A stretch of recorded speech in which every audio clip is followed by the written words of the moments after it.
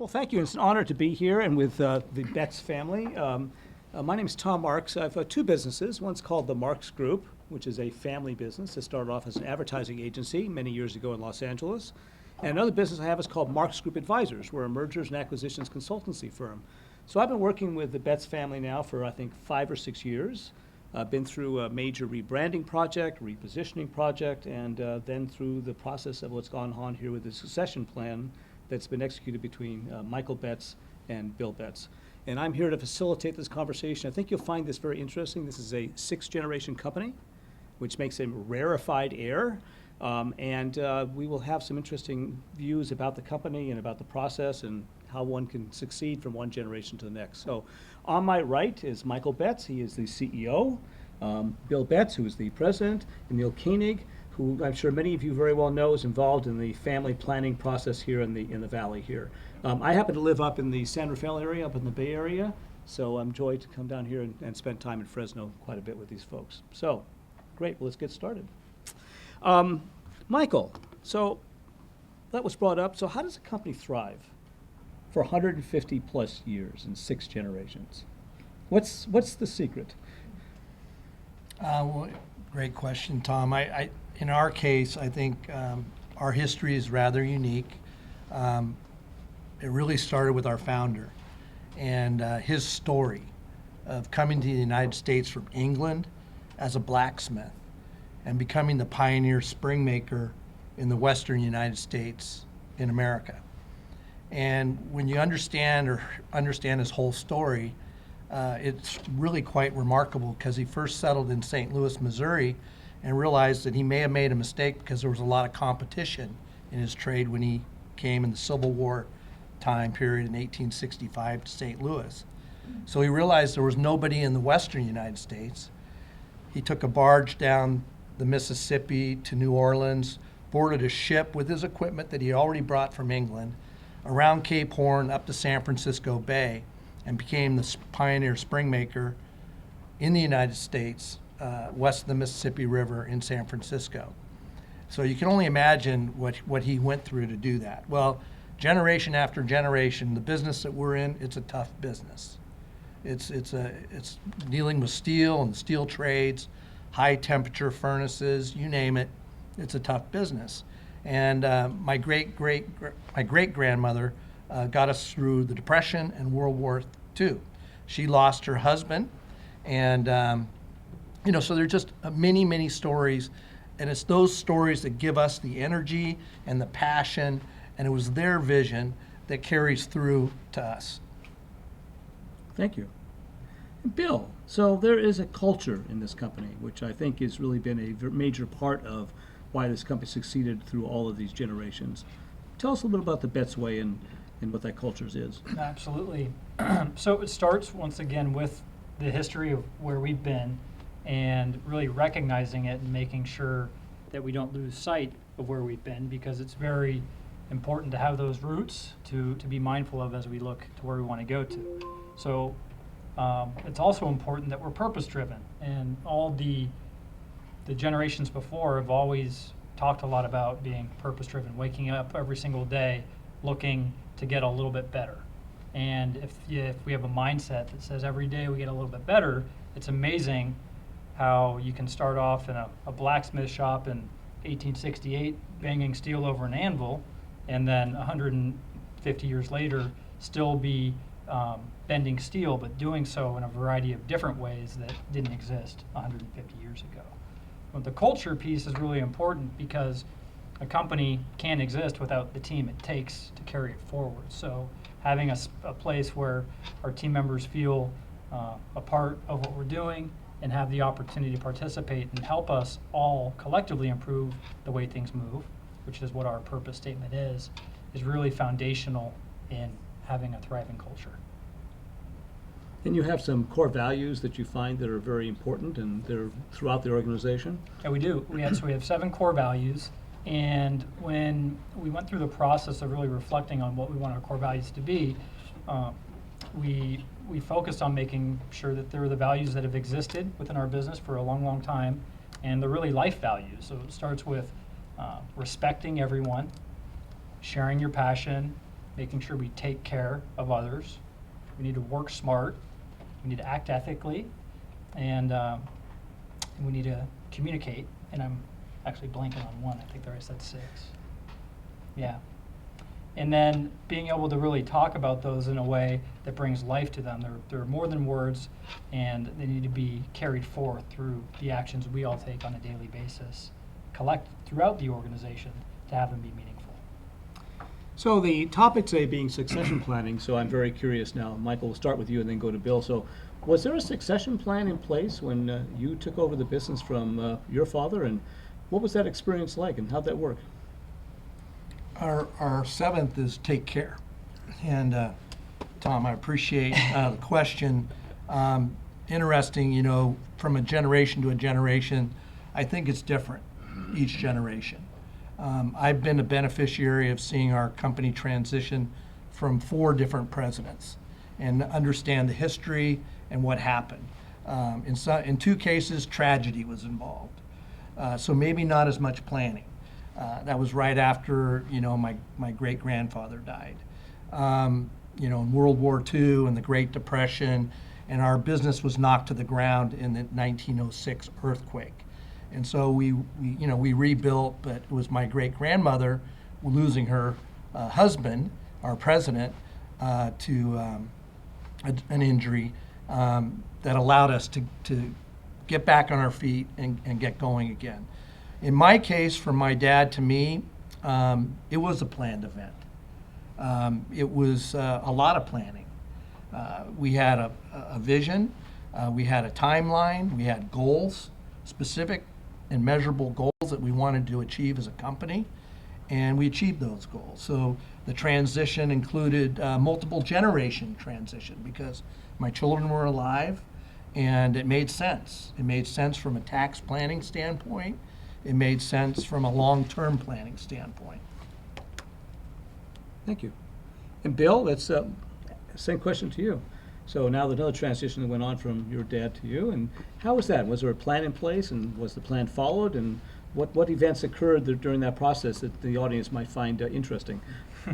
Well, I think when we talk about generations, there's generational differences. So my grandfather, who really was the World War II generation, Great Depression, the work ethic, and all those life experiences had him have philosophical views on how to run the business. And back then, it was a little bit more of that industrialist mindset where we just kind of come in and maybe a little bit more command and control. And then you have Mike, who comes in as a young buck and sees opportunities to maybe take the business elsewhere.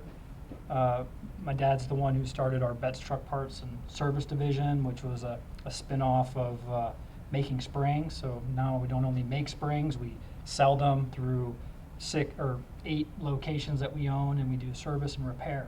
So you had someone else kind of come in with some ideas that maybe were a little different than that original core business, and to be able to watch my grandfather and my father growing up and the way they would interact. Oftentimes it was professional and cordial, but we're a passionate crew, and we all have ideas and things. And so with succession planning, I think there were some things that went on within that transition that I'm speaking from my take here. You could tell me I'm crazy. That also then were built into some of the things maybe we wanted to do a little bit differently than the generation before. I think the transition that we're going through maybe happened a little bit earlier on in life than the other one, but that's also really great because Mike's now in the CEO role and is doing a lot of visionary, strategic things, not only within the business but in the industries we serve, and it presents the opportunity for me to be a little bit more focused operationally on the day-to-day, driving the culture within our business. So it creates a really good tag team opportunity, and then one that not only extends to, say, family, the leadership transition, it also then speaks to what are we doing with succession planning in a variety of positions within the business. so that we don't find ourselves without a team that is capable of taking us to the next level. So I'm understanding what you're saying is the succession plan is more than just from one generation of leaders to others. It's actually throughout the business in various areas. So you want to say a little bit more about that? Yeah, just making sure that as we look stem to stern within our organization, what are we really doing to make sure we're cross-trained and we have an understanding of team members' horizons for how long they want to be a part of our team, and in those instances, make sure that we're backfilling at throughout the organization so that there's a talent pool to be able to step in and fulfill the roles and continue the business on moving forward. Just for those of you who don't know, Betts Company is a rather unique company. Maybe, Michael, you can say a little bit about the divisions of the company, just so people get an understanding about what the company's all about. Sure. Traditionally, we were a manufacturer of leaf springs. That was the major mode for suspension of horse carriages, and then transitioned to automobiles, leaf springs, and then came coil springs.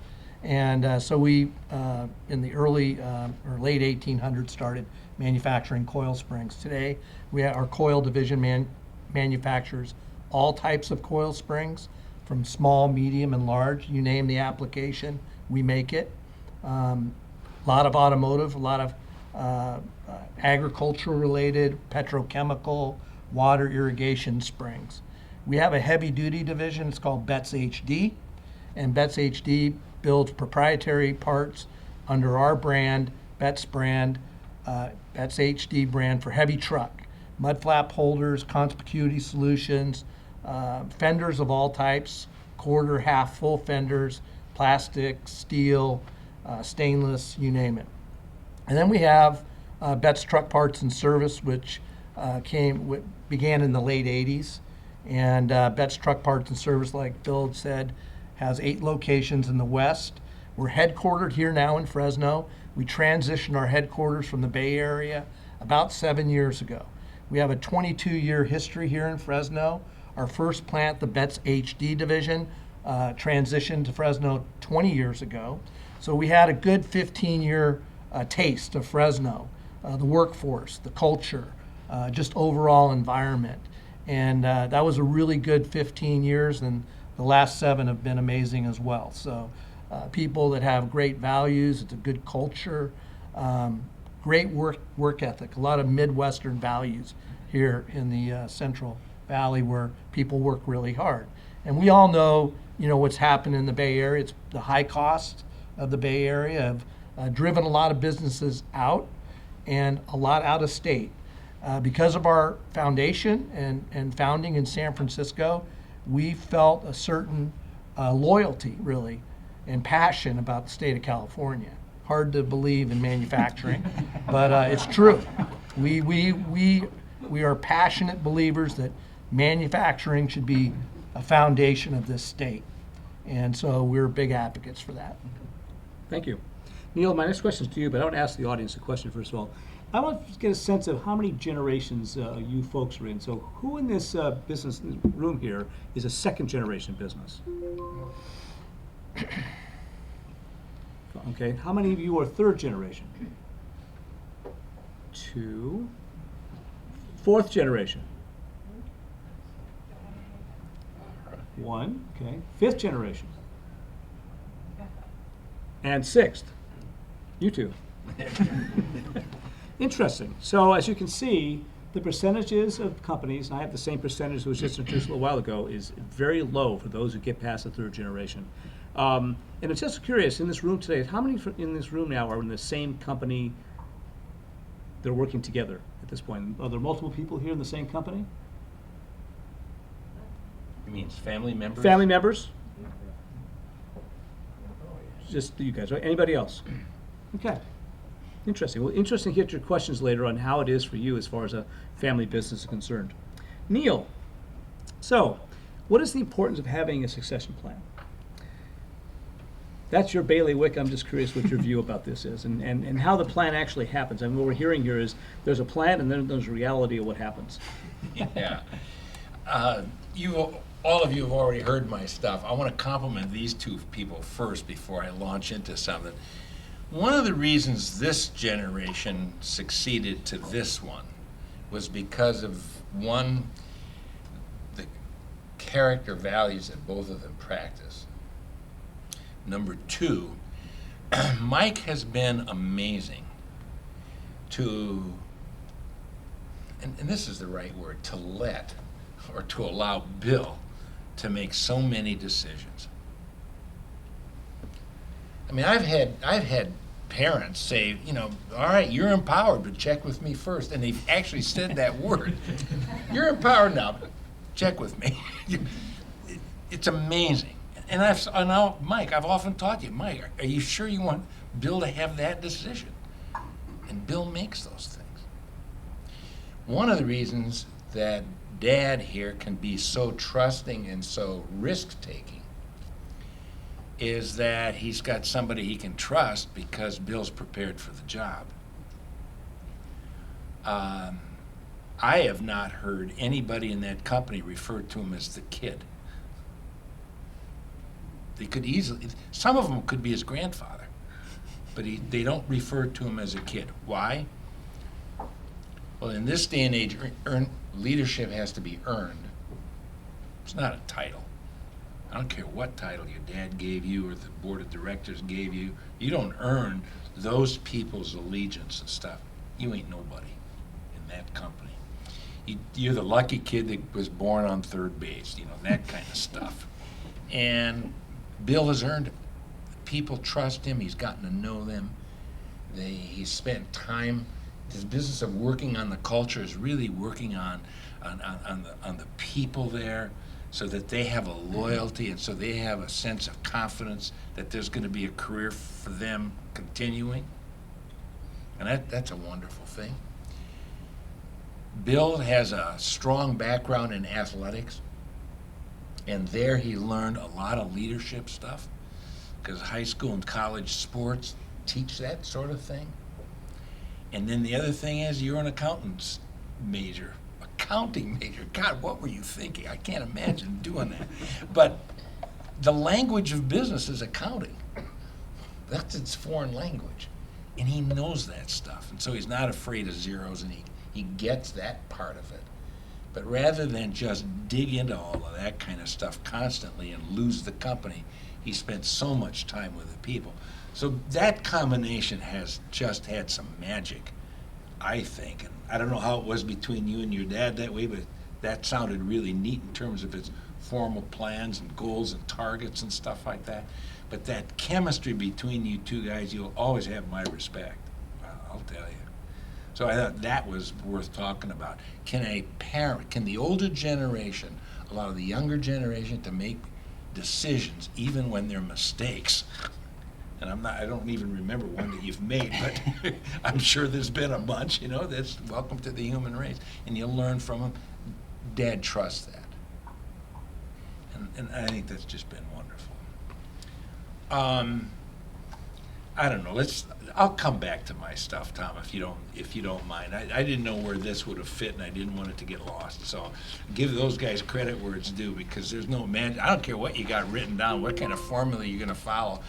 I don't care if you've got something out of Harvard Business School or you're going to copy the Levi Strauss Company or something like that. If this stuff, it ain't going to work. So I thought that had to be stated. Nice going, you guys. Thank you, Neil. So there was a lot of people, I recall, involved in the process of this transition. Some people outside the company, some coaches and facilitators, and a lot of people inside the company.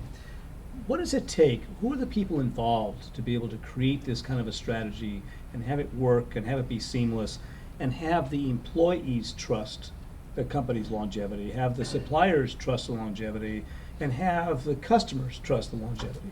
So Mike, why don't you talk about that first? Well, it's a big deal.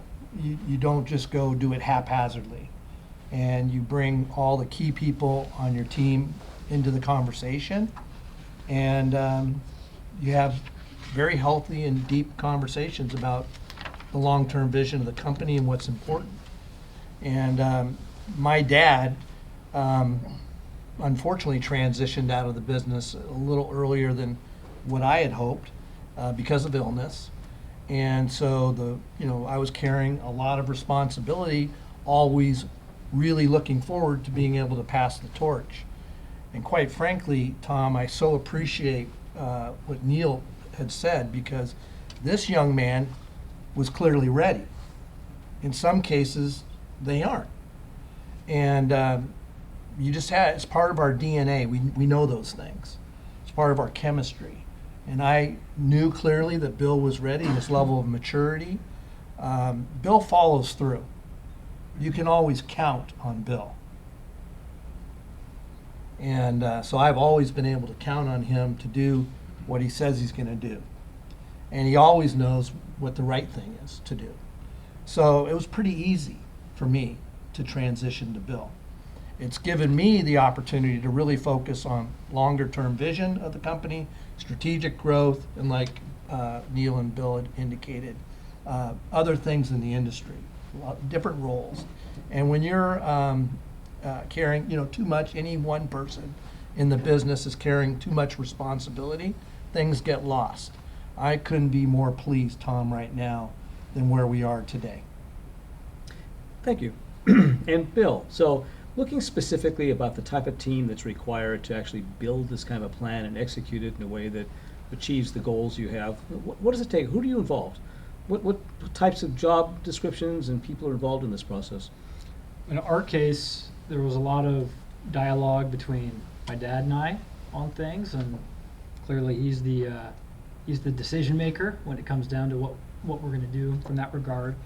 And then I think part of the Betts way, we talked about it, is making sure that we all have coaches and perspective, because we can come in every day and do things, but if we're not gathering perspective from different angles, then we could be missing things or just being a little deceptive to what reality is. So that's where folks like Neil have been helpful. Looks like you, Tom, have been helpful. In addition to some of our estate planning team, and then even our audit firm. We've looked at surrounding ourselves with a lot of people who are professionals in specific domains that help create a little bit more of a well-rounded team. And then internally, our CFO and our human resource director have also played a role because of just the strategic elements of how we go about communicating. So do we just announce it one day in a letter? Do we share it via video or other means, especially when our locations are a little bit scattered? How do we get clear messages out? So it did take a little bit of planning, and then the other piece of that is, well, how much planning do you want to do, and how much of a big deal do you want to make about it? Because we don't want to, we really didn't want to make it too big of a deal, but didn't want to diminish it, and then didn't want to really distract from what's important, and that's the day-to-day business itself and taking care of our customers. So we had to find that right balance to make it all kind of work. And then really it's not a one-time event. It's important to continue to stay engaged and focused and getting out and seeing all of our team members at our different locations and being present in a variety of ways and having conversations and human interaction in addition to just a video and a Word document. Well, mention, if you would, the event that you had at one of the stores up north. I mean, you guys are scattered from Oregon to Arizona, and you have a plant in Indiana as well. Yeah. And now you're really getting out into all those places, and you even have barbecues with these folks with their spouses. I mean, Yeah. I guess I just told it, but Yeah. you got it. Dang. But add some of that, because that's part of you earning your leadership, affirming the transition, giving them confidence in tomorrow, keeping this tradition alive since the Civil War. And that's one way you do it. No, it is, and it's actually one of the things that's tough to plan for, but every time we do it, it's very, very energizing to get out and to meet our team members' spouses and to be able to share our story with them, and then also to be able to learn a little bit about the families that we're honored to have be a part of our company, because we sometimes take for granted that at the end of the day we all go home and have other families besides what we're doing at work every day. So to really make sure we're sharing and learning from each other and then imparting the Betts way in ways that can impact future generations, not only of our family, but the families that we partner with every day is really, really important, so. We were involved quite a bit in that communication strategy, and I remember there was a lot of time being spent about the sequence of when people are told, when you talk to family members, when you talk to employees, and suppliers, et cetera.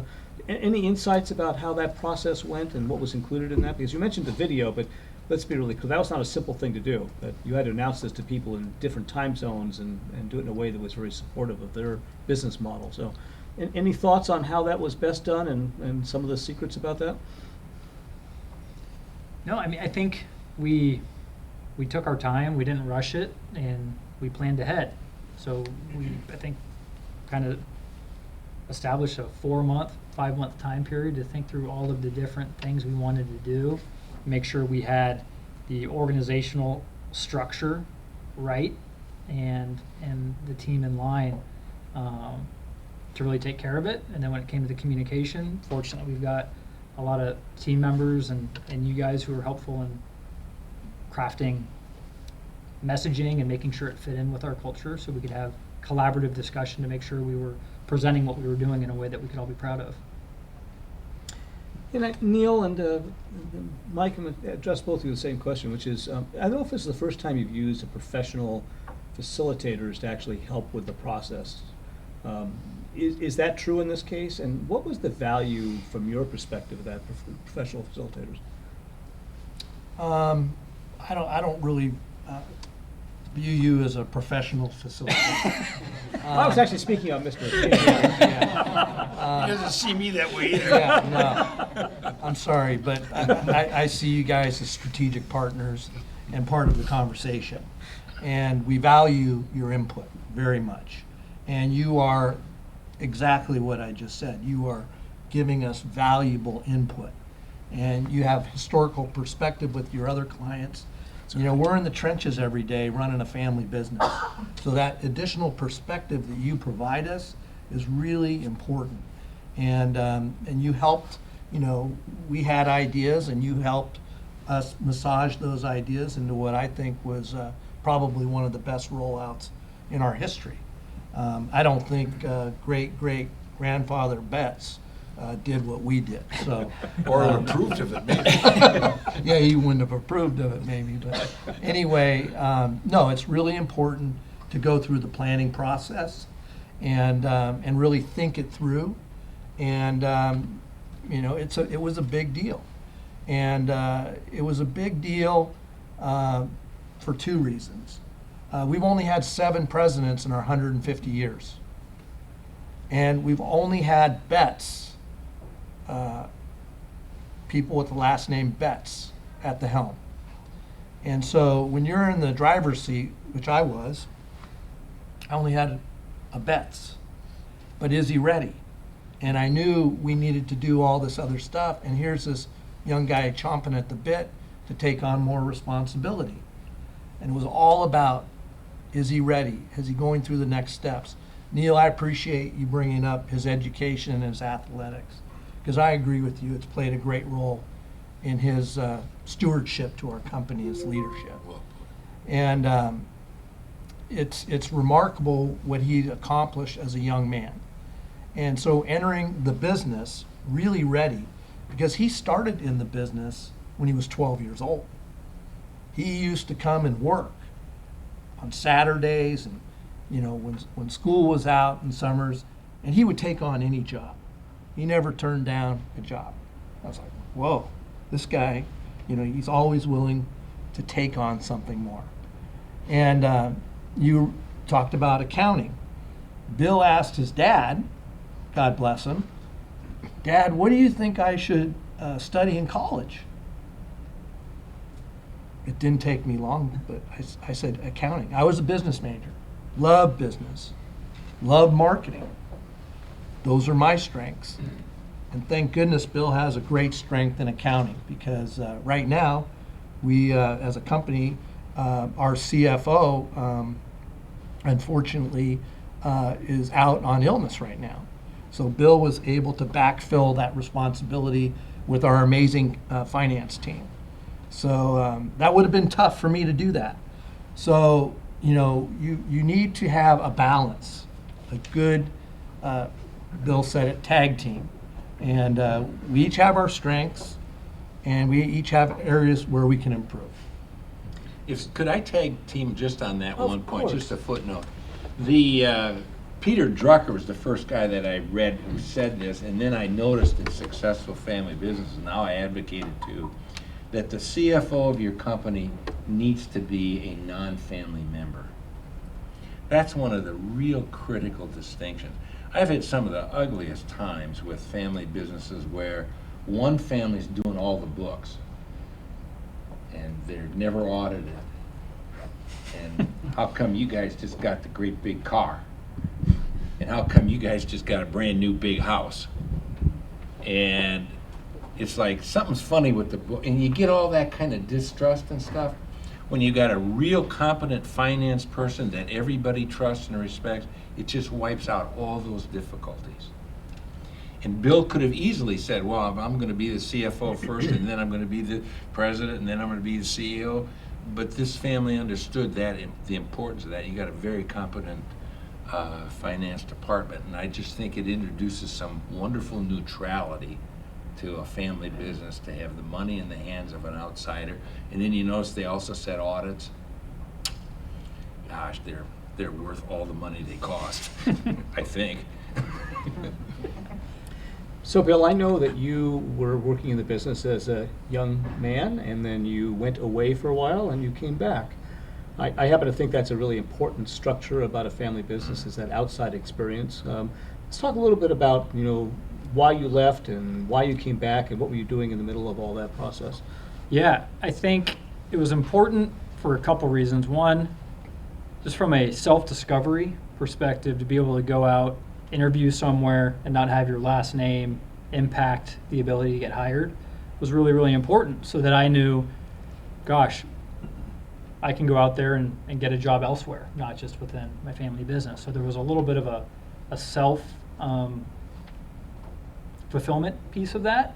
Coupled with it too, if I can go out and work somewhere else, and I worked for an accounting firm, and gain experience, we talk a lot about perspective, and other perspective, different from what I've seen within our family business, and maybe bring something new, is that a way from which I could bring value more so than just kind of show up and do a job. So my experience outside of the family business was really, really important, because in a couple year period, I worked on 10 different projects for 10 different companies. I had 10 different managers, 10 different teams, 10 different cities across the country, and saw a whole lot in a short period of time that really helped shape some of my own philosophical views on the sorts of management styles I like, team dynamics that I think are really good, and then a variety of different company cultures that I could kind of pick and choose what I liked and didn't. And that was really impactful before coming into our family business to be a part of it. And then coming into the business, when I started with our company, we were still in the Bay Area, and then that's when we had made the decision. No, we're gonna make a big investment and build a new manufacturing facility here in Fresno, and relocate our corporate headquarters out of the Bay Area to Fresno. And to be able to come in and be a part of that big move, it was a big, because it took a lot of energy and passion amongst a lot of people to be able to be a part of that, and now call Fresno our home, has been a really fun decade so far. Was that a requirement that you work outside the business? I'm the first generation that did it. Oh. So it hadn't necessarily been one. So we kind of think moving forward, is it something we want to do for the next generation? And I definitely think at a minimum, it's helpful to go out and seek other perspective, to have that opportunity, go and interview and not know if you're going to get the job or not. Those are things that are really good to just experience. Yeah. So I would want the next generation to do the same thing. Yeah, Michael, that's an interesting point. I didn't know that. Thank you, Neil, for bringing that up. I assumed that nobody else in the business over generations had worked someplace else. They had started in the business, stayed in the business. assuming that's true, so what did you see then as the advantage of Bill going off-site and doing what he did for a few years? Was it 4 years or 5 years? Only a couple. He was Oh, a couple, years, couple, yeah. sorry, couple of years. What did you see as the advantage from your perspective? Well, same. I mean, we talked about it a lot, and we talked about the importance of it and the value that he would bring, and we also talked about the fact that we could get by without Bill for that period of time. You know, college is a 4-year commitment, and going and working outside the business for an additional 2 years on top of that, or 3 or 4 or 5, knowing that, you know, you're looking ahead and wanting this individual to come into the business. And, you know, did it cross my mind that Bill will get out there and, you know, some company will offer him $1 gazillion and I'll lose him? And, you know, I'll be looking for somebody else, and then there goes the whole family succession, you know? There's all sorts of crazy things that can happen, and I got to say, I probably had a few sleepless nights over that one, Bill, but it was the best thing we ever did. You know, Bill would come back to the Bay Area, and we would sit and talk for hours about when he was on break and everything, about this experience at this company and his experience at that company, and how he compared it to our company. Every time he had little things that he was comparing with. And I so enjoyed those conversations. It was great. So I know in the Betts family, like many family businesses, you've got some Betts people that are in the business, some that are not in the business. In this kind of a transition, does the conversation come up about how to take care of the interests of the members of the family who are not working actually in the business itself? Well, that's an important question and an interesting and touchy question. That's why I asked it. Well, because it's all about a person's perspective. And if you really understand the Betts family, the Betts history, and the Betts way, you know, Sam was talking about ESOPs, or is going to be talking about ESOPs. That's a different vision of a company, because we see the company staying within the Betts family. But there are reasons to move to an ESOP. If tragedy occurs, for example, if there isn't that next generation in line or whatever. So, you know, in our case, I think we are, it's very clear that Betts stock value is only a value if you're going to sell the company. And one of the things that I've seen over the years that has destroyed companies is a dilution of shares. And instead of being able to go out and buy new equipment and reinvest in the business, companies are straddled not only with the debt of you know, outside financing that we already all have to deal with periodically. You're also burdened with shareholder issues. And so we look at our compensation really closely and importantly. We really look at the marketplace, and if you're a family member, God bless you, but you're going to be treated like the marketplace. There aren't a lot of additional benefits other than your family, and we love you, and hopefully you love us. But, you know, you don't get a car, you don't get this, you don't get that. It's the market, and the market determines that level of compensation. And then, you know, we have additional benefits for all of our people. And we have, if you're a leader in a division, and, you know, we have incentive plans depending on where you fit into the equation. But there's incentives for everybody to try harder and to move up. Now, when it comes to moving up and moving into other roles, we look at family members similarly to the way I looked at Bill. We have continuing education is a big part of our company. Continuous improvement is part of everybody's role. So when you're reviewed on an annual basis, and every employee at Betts has a review, including our drivers, any manufacturing employee, it doesn't matter. 100% of our people are reviewed. And in those reviews, we talk about further advancement. So if you're interested in further advancement, that becomes, you know, we document that. We're also very passionate about 360 reviews, full transparency, understanding how you relate with your peers and your peers relate with you. It's a big part of the evaluation process. So one of my nephews and Bill participated here in Fresno State in the MBA program. And like when Bill came back from his work with his outside consultancy and finance, traveling around the country, visiting with companies, what I saw from his experience in the MBA program here was as great and meaningful as his experience with those outside companies. My nephew Joe got his MBA here at Craig School of Business. And from that, he transitioned to a management role of Director of Operations of our Spring Manufacturing and Betts HD divisions here in Fresno. Big responsibility, big responsibility. My brother-in-law, Don, who's been with me with the company now for close to 38 years, he is our Senior Vice President, and he has the responsibility of leading and running our truck parts and service business. Don and I started that business, and Don continued to show amazing dedication and vision for growing that division. So he stepped into that role. And then my nephew, my youngest nephew, Don, my brother-in-law, has 2 sons in the business. He is our sales manager for that division.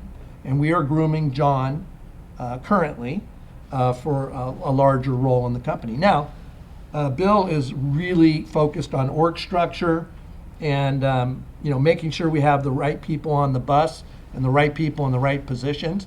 And we have multitude of people growing within the organization into new leadership roles.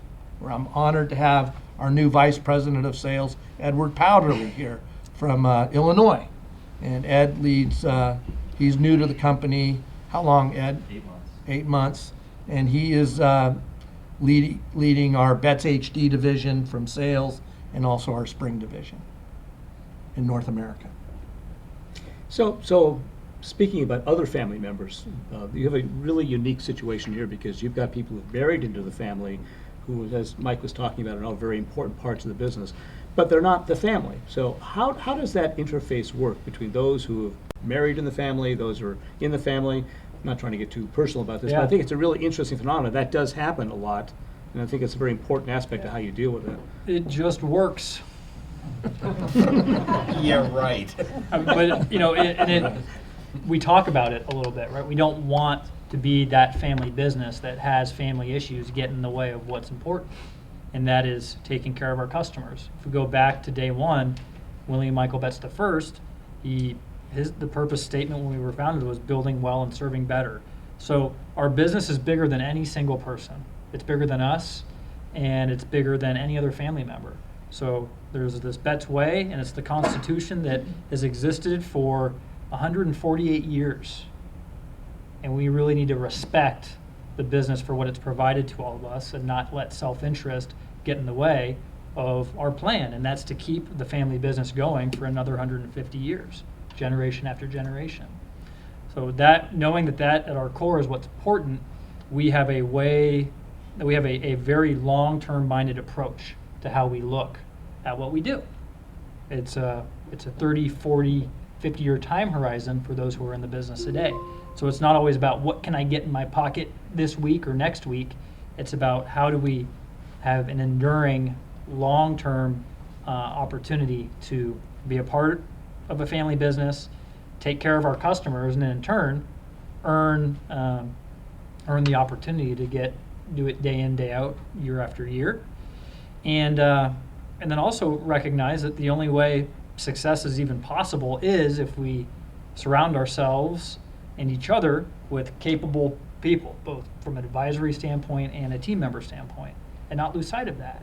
So we all need to be coached, and we all need to be ready to understand that a position is not just given because of who we are. It needs to be earned, and we all have 360 reviews.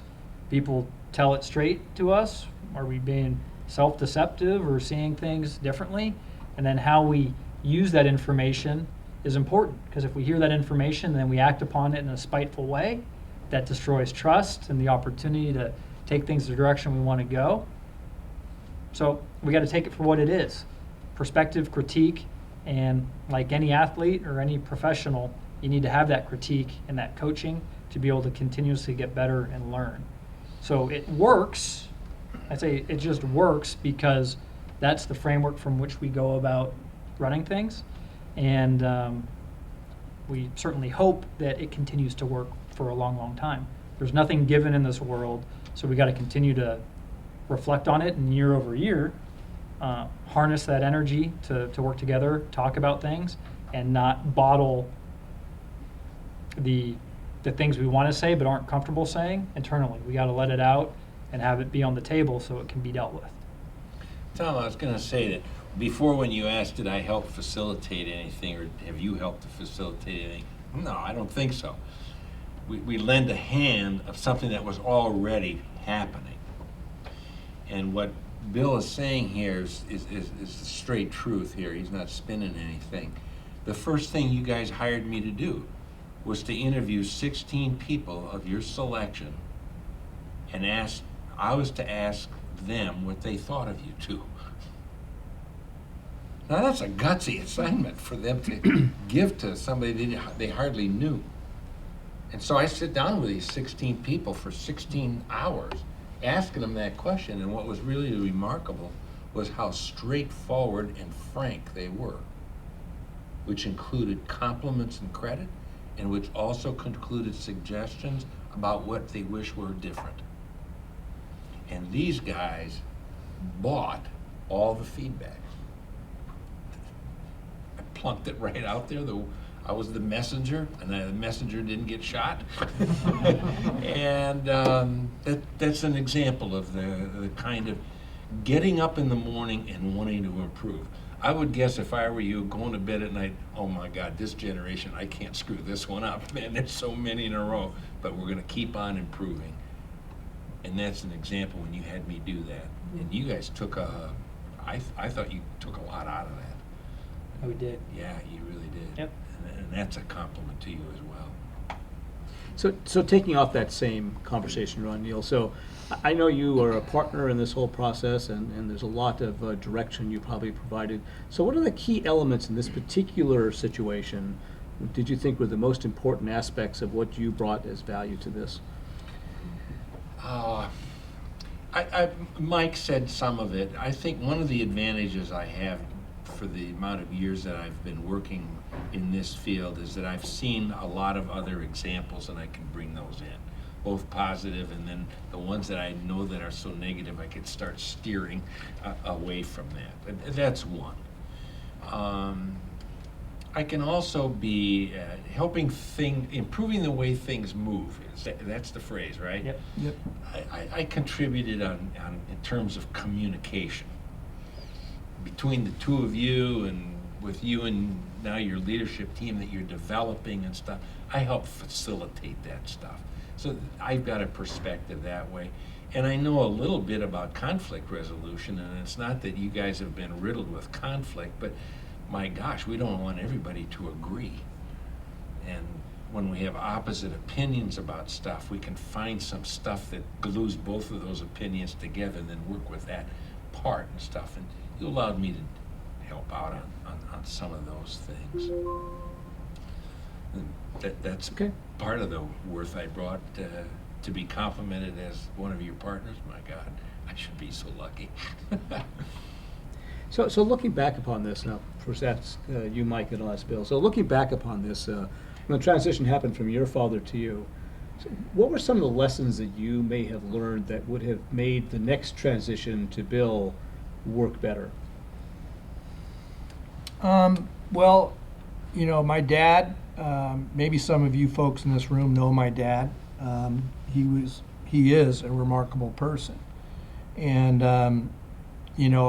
I think that the way he treats people, I hope people view me as the same as my dad.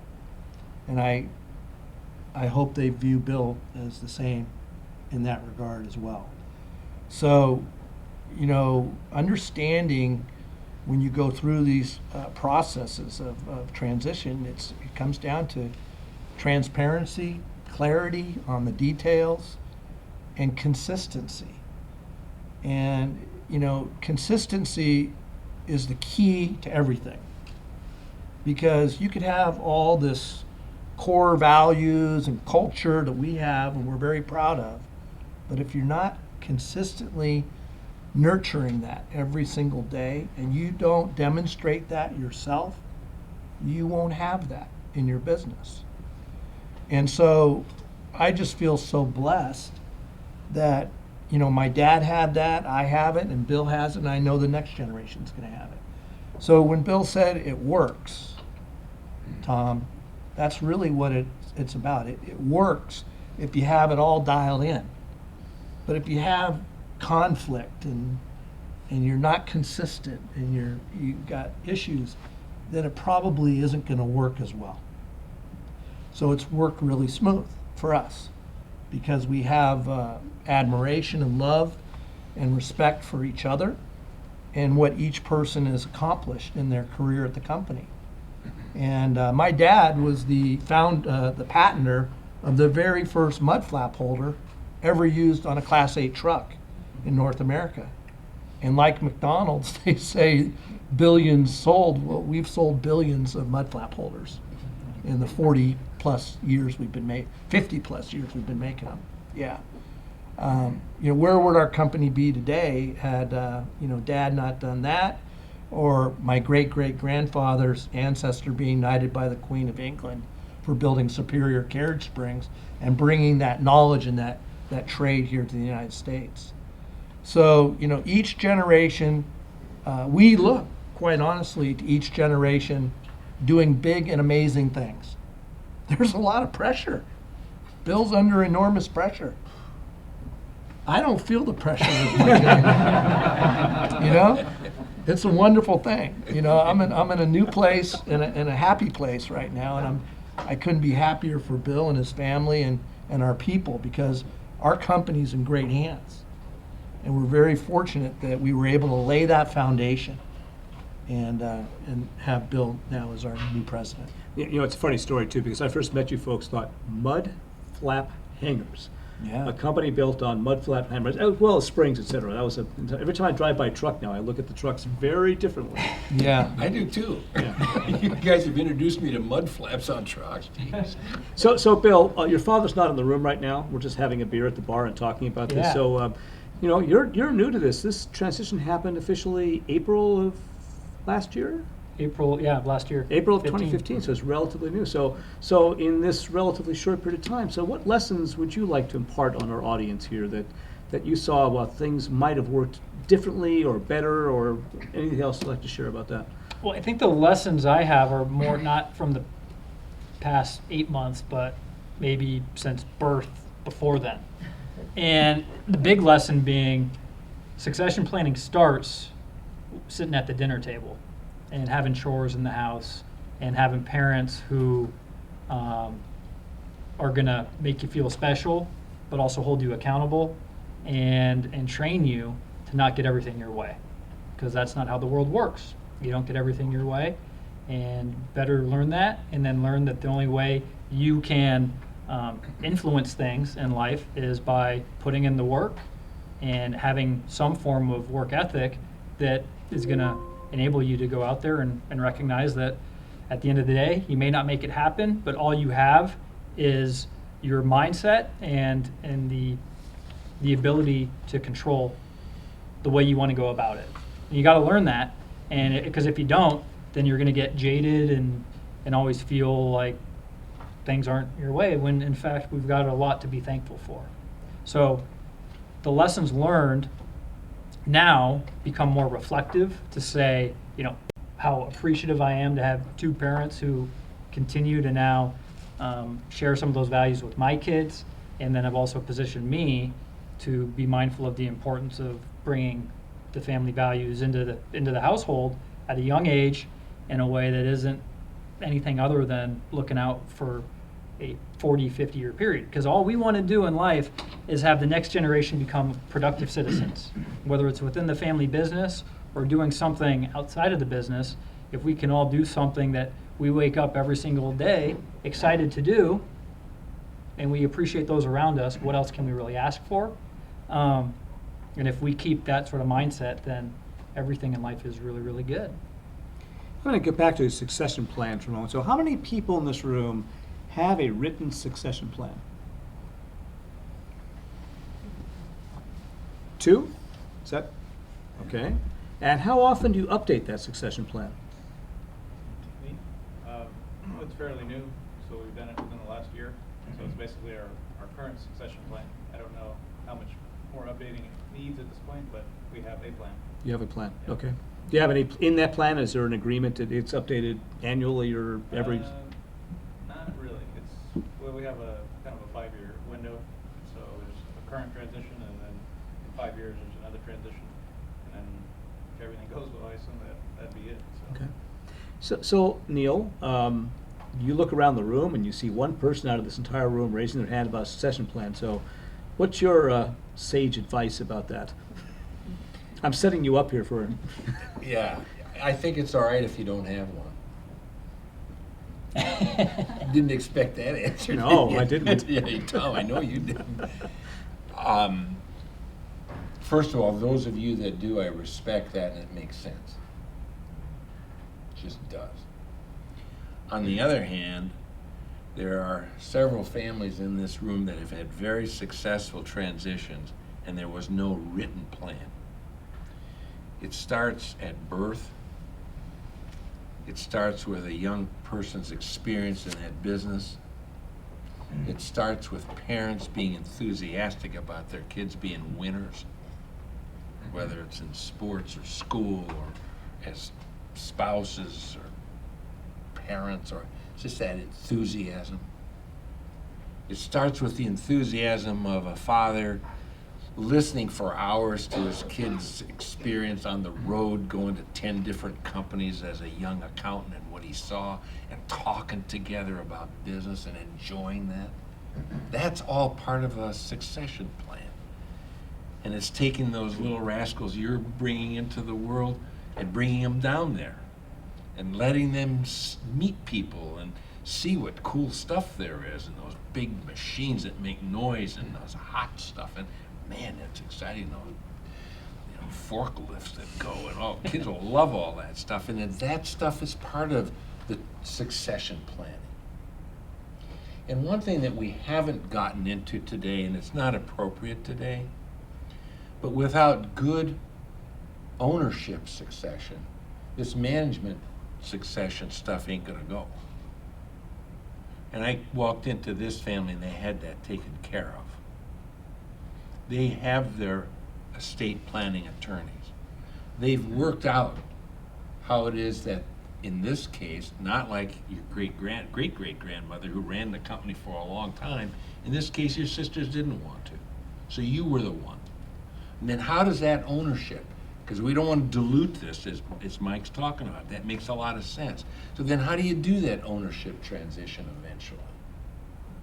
So this ownership, let alone the tax implications, because good Lord, there's nothing more sad than to see a wonderful family business go down the tube when the founding family dies and there's no estate planning to avoid death by death tax. And that's just tragic. And so part of the formal transition has to include the ownership stuff as well.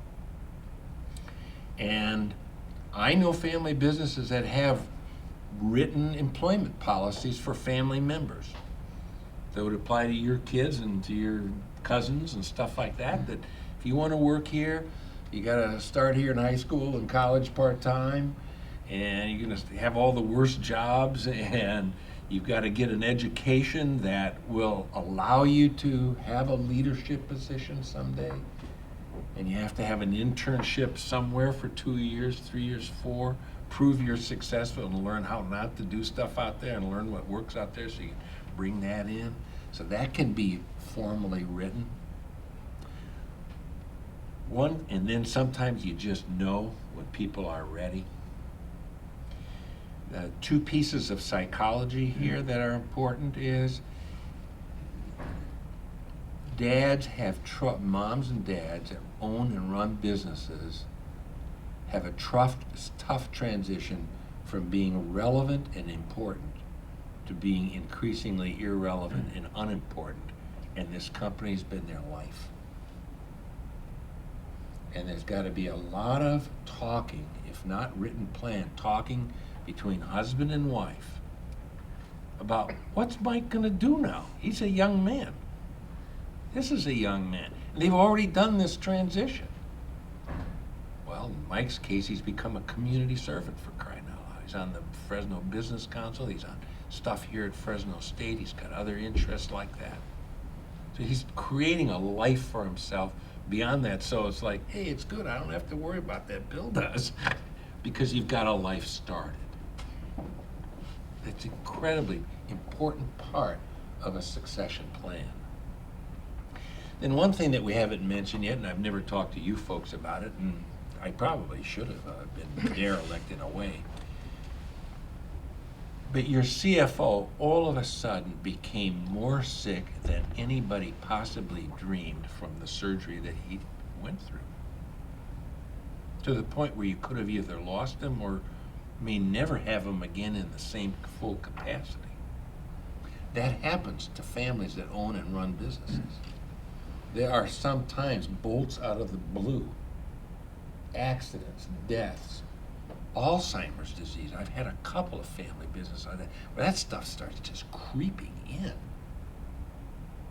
Well, now do we have a contingency plan? And the contingency plan, I think, needs to be written, and I respect you guys for believing that a written prescription is important, because all of a sudden in a crisis like this, you don't have the emotional juice to cut off your heart so you can think, to be able to figure out, my God, Dad got killed on the trip with Mom. They were in Europe and he got killed.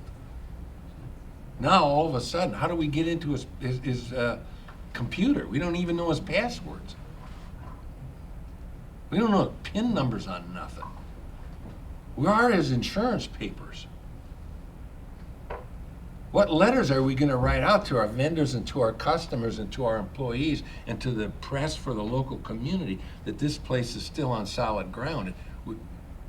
Is the obituary written yet and ready to roll, except for updating maybe? Because someone's going to have to sit and write that. You're moving a little fast on that. Well, you got Tom to write the obituary. But you get what I'm talking about. There are some critical things that got to be down pat and written so you don't have to think about it when you need it. And a contingency succession plan and contingency ownership plan are really a critical part. Those things, I think, have to be written out. The other stuff starts all along the way. Thank you. I'm really glad you said written. Thank you very much. I got around to written. You destroyed my whole line there. I've had a couple of cases where it was written out, and by God, it went according to plan, and it was excellent. I've also had them written, and it was handed down as a written. That doesn't work. Doesn't work at all. And then sometimes I'm very wise today, but I wasn't 3 years from now when stuff that I'd written. And so that's why you ask you to update it every year. Yeah. So there's something wrong with having false security that it's written. The chemistry is going to carry it. Neil, I'll add something that I think is it's really critical for a family business, and that is life insurance. When you have an event that he's referring to, if you have adequate life insurance that can deal with, Neil referred to the estate tax. Sometimes companies, the estate tax level changes. Government's always changing everything. And if you don't have adequate backup with life insurance to cover those costs, that could be the thing that puts you out of business, makes you shutter your operations. So I feel very fortunate that, one, I have a healthy young man, and we were able to buy insurance at a very young age, because that's when it's the cheapest, and you can buy the largest amount. So you're not putting, sometimes it makes sense, I think, even if you don't know who your next president of your organization is going to be, that if it's going to be years and years in the making, you might want to roll the dice and buy that insurance now, thinking that that's a good thing to do for the future. Control your cost. And so, And Mike, you two don't fly together on the same plane, do you? no, we try not to drive together and we try not to fly together. Very seldom. We drove over here today. All the way from South Maple. So we're going to ask for a Q&A from the audience in a moment, but from you, any thoughts about recommendations you'd make to people in the audience of what you think is really important? I like what Mike had to say, I like what Neil had to say. Anything you want to add to that? So in terms of what to plan for, Mm-hmm. no, nothing more than I said. From the risk standpoint, that's important, and I think don't just get the insurance policy, but hopefully also have in our case, we have a tax consultants who help make sure whatever that policy is the appropriate amount based off of the valuation that we put to the business to try to mitigate the tax in the first place. So you got to have the insurance, but you got to have the accountants too, who can help put all that together. Great. I just thought of one other thing on a succession plan. I could just briefly say it. It's always an issue about whether the retiring generation will be financially comfortable enough to maintain their style of living, or at least at the level that they're happy with. You can't have a transition all of a sudden, okay, the young generation's taking over, they're controlling everything, and the parents they've sunk every cent they had into this business. They don't really have a pension plan. And they have not been wealthy people. And so they may have a cabinet shaver and a nice house, but there's not a lot in the bank and Social Security ain't gonna cut it. So part of the succession plan as well involves how can we make sure the preceding generations are well taken care of, that there's health care for them to the end, and that they're blessed for all the good that they have done. Because we're the recipients. And as the Bible says, what can I render unto the Lord for all he has given me? Well, what can we make sure our parents get for all they've given us? So part of the transition also has to be about making sure the parents are rewarded in that way going forward. Forgot that. Thank you.